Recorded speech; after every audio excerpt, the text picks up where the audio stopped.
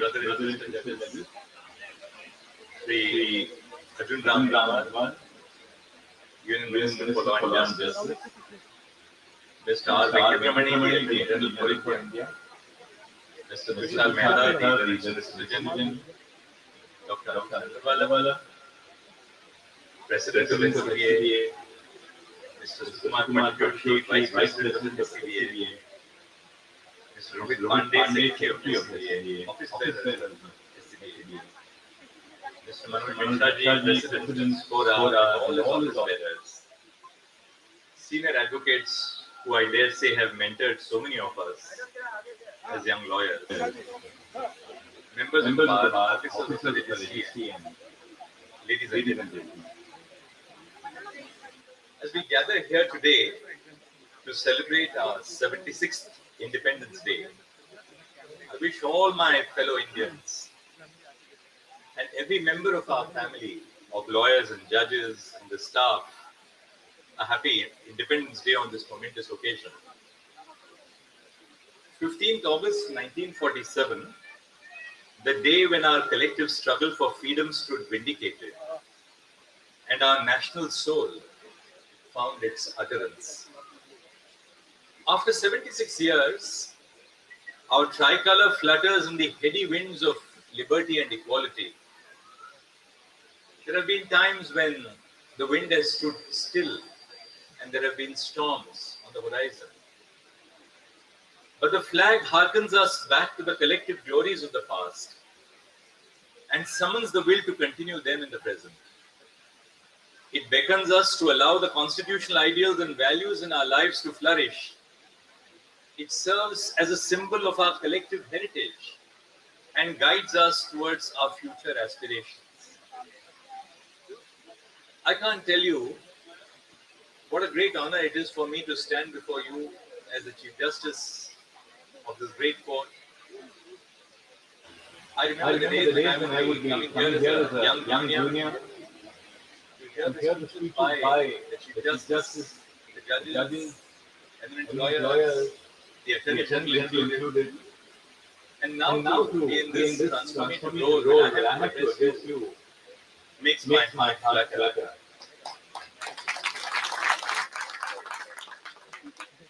Our independence marked our transition from imperialism to an independent nation based on the ideals of republicanism and democracy. Our founding leaders set the national priorities and visualized the institutional apparatus to bring out the social, political, and economic change. To enable this change, our constitutional institutionalized a model of governance with Parliament, the executive, and the judiciary at the helm. However, other institutions such as the family, the media, schools and universities, our bureaucracy, political parties, and voluntary organizations also have an important role in bringing about a fundamental change in the structure of our society. Why does this annual event, which is held by the SCBA, of such great prominence and significance in our lives? This truly is the national bar. SCBA is not a bar for Delhi. All of you have come here from different parts of the country in search of a better life, but in dedication to the cause of the nation. And I realize particularly when we have your members who have joined us on the bench, of the great wisdom and learning which you and practice in your bar gives to your members, and we realize that when they sit with us on the bench of the Supreme Court. But equally, it is important, I think, for us to recognize the fact that the Supreme Court bar, as a leading bar of the country, stands for the protection of the rule of law. Without you, the lawyers, and without your fearlessness, and without your independence, we as judges would be really ciphers in the sands of time.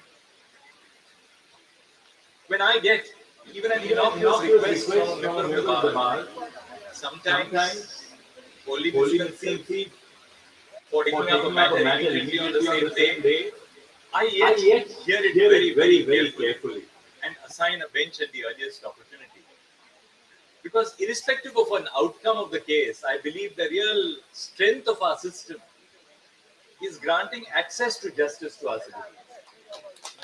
That sense of confidence of the individual that an arbitrary arrest, a threatened demolition, maybe a pension which is attached unlawfully, must find a solace voice in the judge's jurisdiction. Our freedom struggle offered a constitutional space for the marginalized and the downtrodden to raise their voice against the structures and influences of a hegemonic social structure. It enjoined the institutions of governance to proactively respond to the sufferings of the people to do justice. If we glance at the last 76 years, we realize that each institution has contributed to the strengthening of our nation's soul. And it is important that we recognize that all the institutions of the nation, the executive, the legislature, and the judiciary, are associated with common task of nation building. This momentous day should serve as an occasion to recalibrate our collective goals and institutional aspirations. Our Constitution envisages an important role for the judiciary to ensure that the institutions of governance function within defined constitutional limits.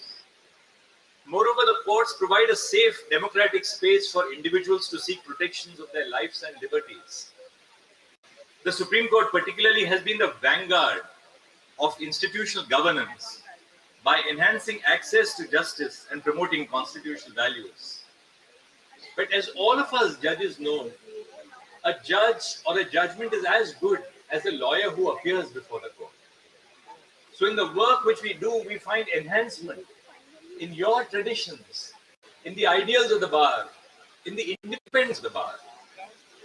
The past 76 years suggest that the history of the Indian judiciary is the history of the daily life struggles of Indian people.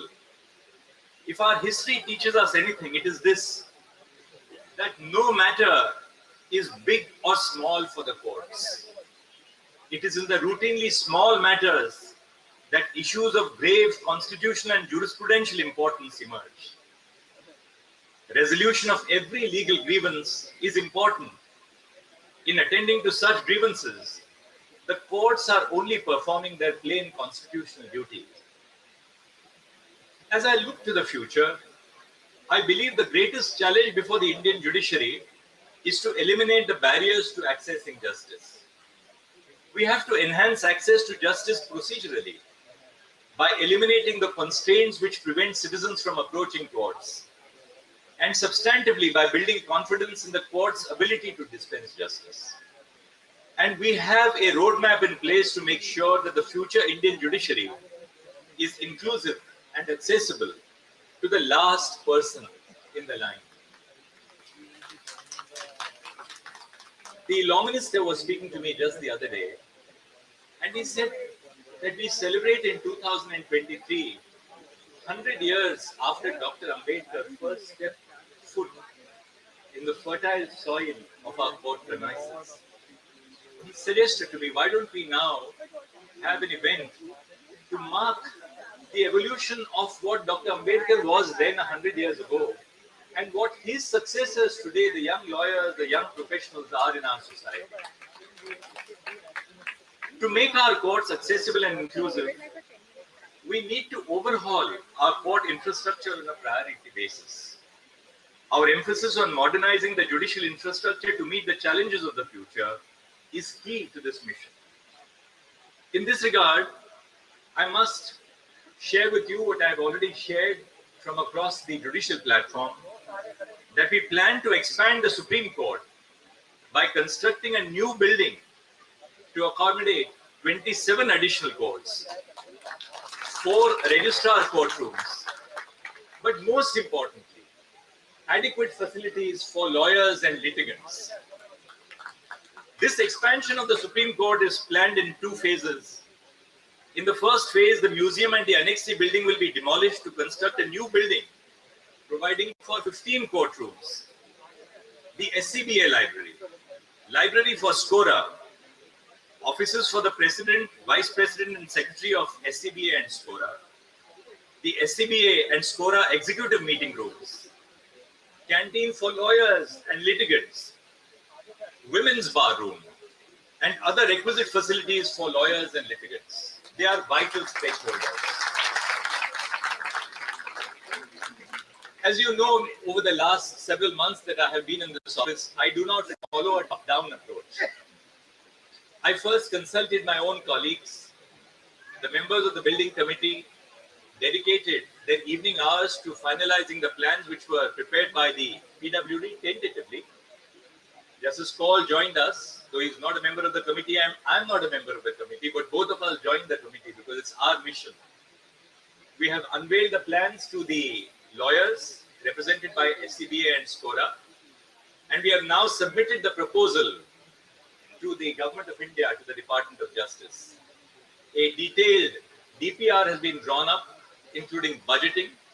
Detailed plans have been drawn up, and that is now with the Department of Justice. And I'm absolutely sure that it will receive best attention from the Law Minister and the Department of Justice. In the next phase, some of the portion of the existing court complex will be demolished for the construction of the second part of the new building to accommodate 12 courtrooms, registrar's courts, a lounge for SCBA, and a lounge for SCORA.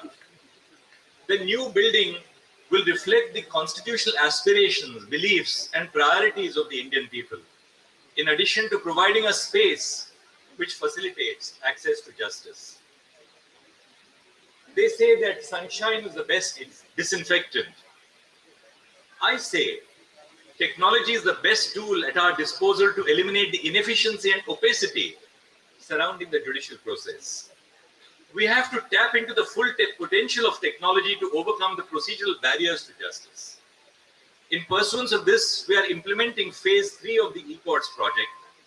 Phase 3 of the e-courts project, which has received the budgetary sanction of the Government of India to the extent of 7,000 crores, seeks to revolutionize the working of courts in India by interlinking of all courts across the country, setting up the infrastructure of paperless courts, digitization of court records, and setting up advanced e-Seva Kendras in all court complexes. The reason why e-Seva Kendras are crucial is because we in the judiciary are conscious of the fact that every lawyer does not have access to internet services or even to a laptop or a computer. So we will not leave even the last person behind in our mission to incorporate technology. Our aim is to create a judicial system that is more accessible, cost-effective, and affordable for every individual who seeks justice. We are already striving to make the court premises and court services disabled-friendly. For instance, we have operationalized screen-readable website and case files to remove the barriers faced by the blind community in accessing court services. We have now opened our judicial processes to innovation, to transform the manner in which citizens access judicial services. Since I took over as the Chief Justice of India, the Supreme Court has developed and deployed numerous IT projects, such as the online portal for right to information, eSCR, online appearance portal for advocates, iJuris, which maps the entire judicial infrastructure across the country, and neutral citations. The reason for the eSCR was very simple. Young lawyers do not have the resources to afford the cost of private software. And we thought that we must have this service as a free service which the Supreme Court provides for lawyers across the country. From eSCR, we are now moving to a digital SCR so that every case citation will be hyperlinked in the use of the eSCR. I must also share with you that the Honorable Prime Minister today, in the course of his independence speech at the Red Fort, mentioned about the efforts of the Supreme Court to translate the judgments of the Supreme Court in Indian languages. I would like to further elaborate on that and tell you that 9,423 judgments of the Supreme Court have been translated in regional languages. 8,977 in Hindi. And we have covered so far Assamese, Bengali, Garo, Gujarati, Kannada, Khasi, Malayalam, Marathi, Nepali, Odia, Punjabi, Tamil, Telugu, and Urdu. And our effort is that all the 35,000 judgments of the Supreme Court from the birth of the Supreme Court should be available to our citizens in every single language. But apart from providing access to citizens, this will also facilitate the use of regional languages in our courts. Because what use is it to say that you can argue in a regional language if the judgments are all not in the regional language? So this is a very important part of our mission. As you know, recently, we have cured the evil and the ill of long lines every morning for obtaining passes in the physical form by launching our new portal called Suswagatam. Su means Supreme Court and Swagatam, of course, welcome to the Supreme Court. I visited the facilitation center and I told all the young lawyers who were standing there who didn't have proximity passes that from tomorrow, this is disbanded. Go and obtain your passes online. We have installed defibrillators across the Supreme Court, so that if there be an unfortunate eventuality where a lawyer requires immediate cardiac resuscitation, that defibrillator is available. We have trained our staff, we have trained the lawyers themselves in the use of defibrillators. Other initiatives of the Supreme Court, such as live streaming of court proceedings and live transcription of court proceedings, will contribute towards transparency of our legal processes. I believe that the legal community as a whole has a responsibility to ensure the continued relevance of the Indian judicial system in the lives of people. After independence, we inherited the colonial legal traditions which were opaque and impersonal. But our courts have ensured that the law exudes human interest and responds positively to the plight of every individual in our society, regardless of their social and economic factors. The functionality of courts is determined by how effectively they can answer the call of constitutional duty. I must, before I end, refer to a couple of things. One is the fact that it has been brought to my notice that verification of cases is taking time. I must tell you that I'm working very, very closely every single day with the members of the staff to ensure that the verification is reduced to the minimal time required. I've also spoken, for instance, to IIT Madras recently when I happened to visit Chennai to find out whether we can use artificial intelligence to replace much of the human intervention in the pre-hearing proceedings of the court to ensure that from the date of filing to the hearing, the time is curtailed to the bare minimum. But let me give you a few figures because nothing speaks like data. In March, the total filing was 4,527 cases. 22,282 cases were listed. 4,086 cases were disposed of. The filing in April was 4,716, disposals 4,700. May 4,986, disposals 3,984, naturally because the court was on vacation and we didn't pressurize the lawyers if they were not available to argue their cases. But now look at June, look at July, the last month after the vacation. 5,044 cases were filed in the Supreme Court. 6,362 cases have been disposed of by the Supreme Court in the last month. So between March and June, over 19,000 cases have been disposed of. This would not have been possible without the tremendous effort which has been put in by each one of my colleagues. And I do know that none of the colleagues ever complains if I pass on a supplementary list of 5 matters to them, so I'm trying to reduce that also to the minimum. But there was another problem which we faced. Presently, the listing system which we have put into place The listing systems is that all matters which are verified by Saturday, Monday, and Tuesday will be listed on the next Monday. Matters which are verified on Wednesday, Thursday, and Friday are listed on the next Friday. I thought that we must try and curtail this lapse of time. So I'm working with the registry and I'm proposing that all matters which are verified on Friday, Saturday, and Monday should be listed by the next Friday. And all matters which are verified by Tuesday, Wednesday, and Thursday should be listed by the next Monday. So we'll be curtailing the delay by another 3 or 4 days. But this is again work in progress. I can assure you that every day, every letter, every complaint, including a complaint which is sent to a social media website instead of being addressed to me, is dealt with by me. But I will also request lawyers that if you have a grievance, don't run outside the court. You have the head of the family who is sitting here to attend to your grievance.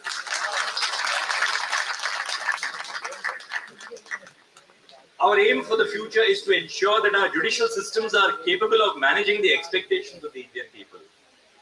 Legitimacy of our institutions can be secured only when the courts establish themselves as robust, independent institutions, impervious to the identity of the litigant before us, but cognizant of the same time of their context.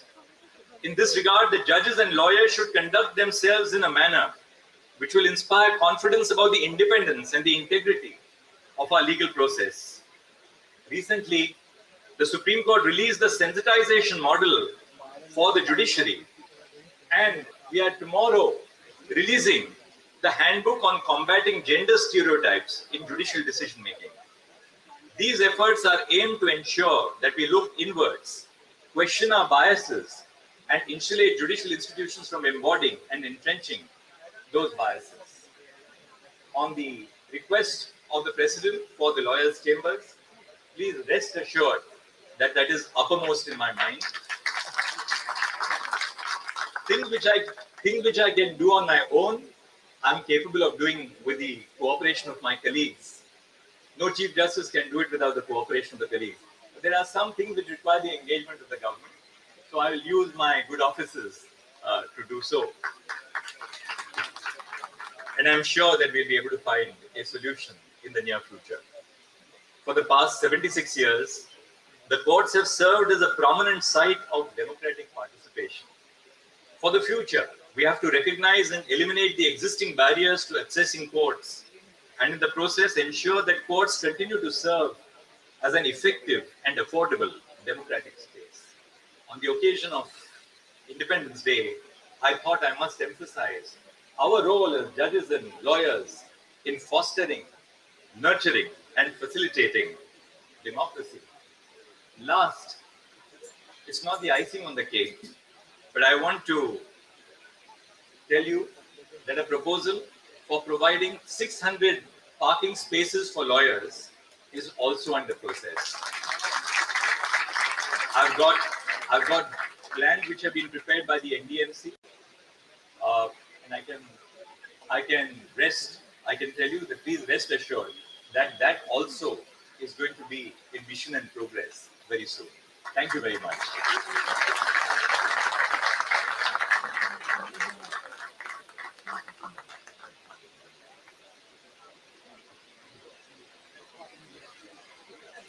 Thank you so much, Chandrachud sir. On the day of independence, your words were liberating. Your presence in the institution always gives us a sense of freedom. May I request Mr. Minesh Dubey, Joint Secretary, SCBA, to deliver the vote of thanks. Thank you, Rohit. I wish to thank Honorable Dr. Justice D.Y. Chandrachud, Chief Justice of India, and Honorable Judges of Supreme Court of India for gracing this occasion. We are extremely grateful to Sri Arjun Ram Meghwal, Honorable Minister of Law and Justice, for joining us on this occasion. I wish to thank Sri R. Venkatramani, Learned Attorney General for India, Sri Tushar Mehta, Solicitor General of India, Current Law Officers, Sri Atul M. Kurekar, Learned Secretary General, and other staffs of the Supreme Court.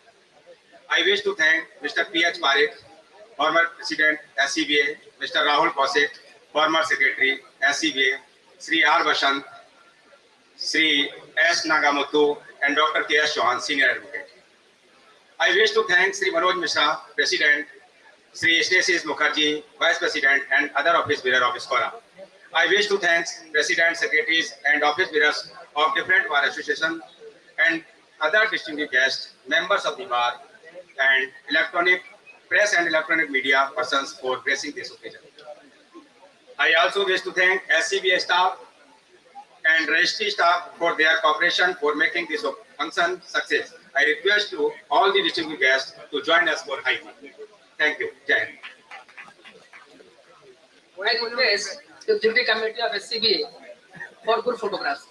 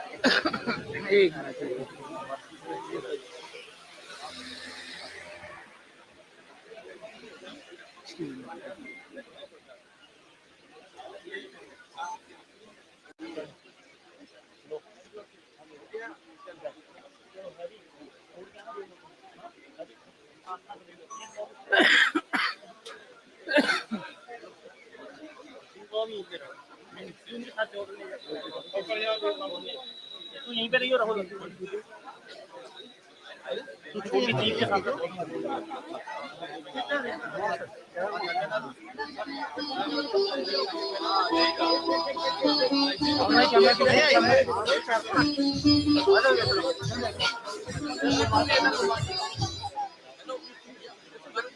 हाँ दे तो लिया यार, शानदार photo आया, उठा लीजिए।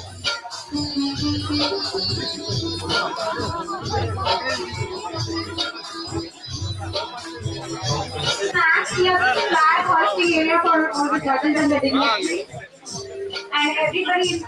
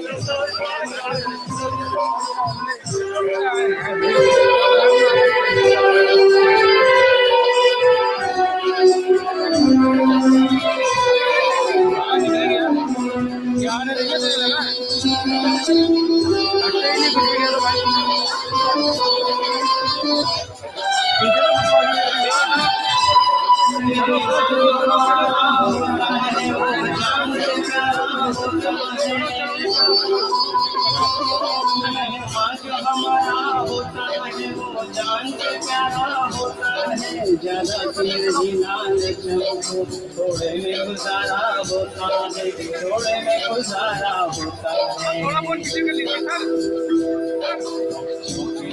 जो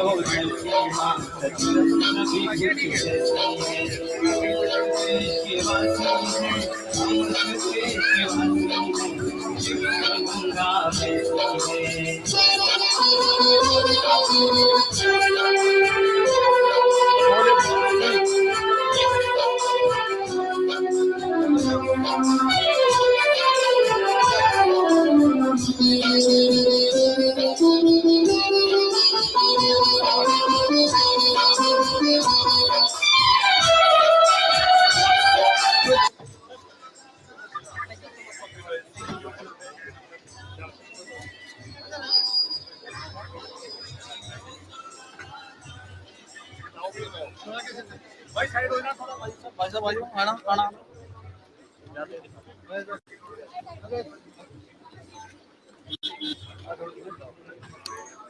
हाँ वही इतना हो गया। जो रहती है हम फोन आ रहा है थोड़ा साइड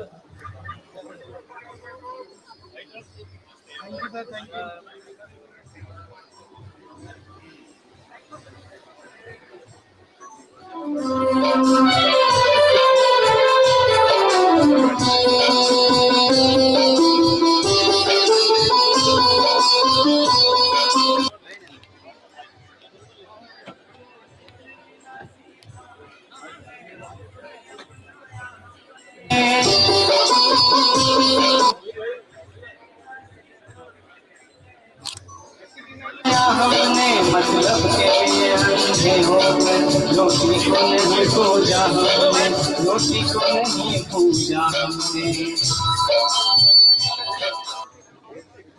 सारी दुनिया से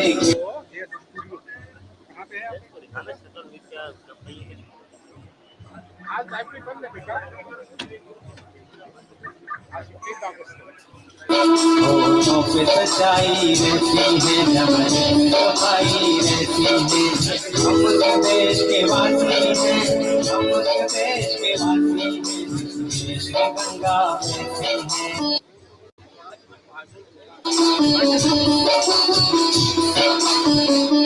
थैंक यू बात आ जाए थोड़ा सर गाड़ी आ रही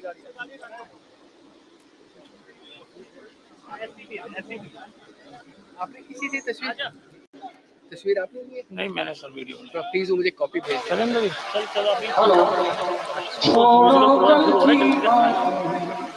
कल की बात पुरानी नए दौर में मिलकर नई कहानी हम हिंदुस्तानी हम हिंदुस्तानी हम हिंदुस्तानी हम हिंदुस्तानी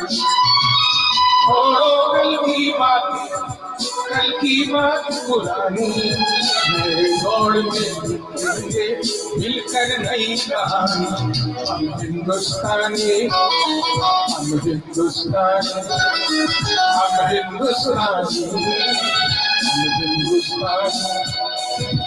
हम हिंदुस्तानी कल की बात पुरानी दौर में मिलकर नई कहानी हम हिंदुस्तानी हम हिंदुस्तानी हम हिंदुस्तानी हिंदुस्तानी आज पुरानी तीरों को तोड़ के जाते थे हम उस मंजिल को छोड़ के चांद के दर पे जा पहुंचा है आज जमाना नया जगत के हम पीना का छोड़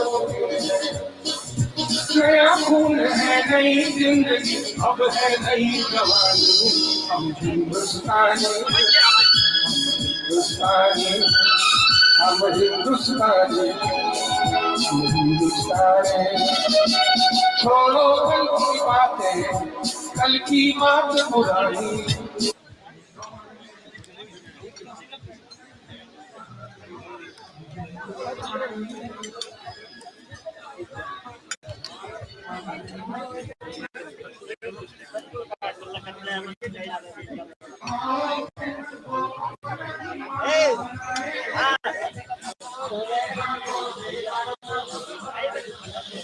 एक मिनट जी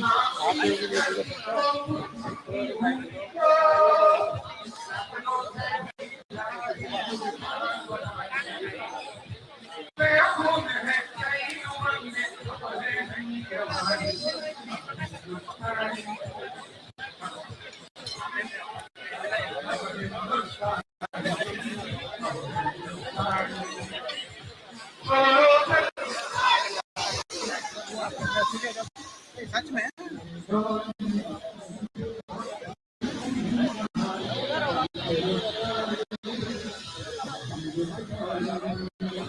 मैं हिंदुस्तानी हम हिंदुस्तानी हम हिंदुस्तानी हम हिंदुस्तानी हमको देखने ताजमहल है और बनाने कितने ही जनता हमको है सजाए, अपनी पटना है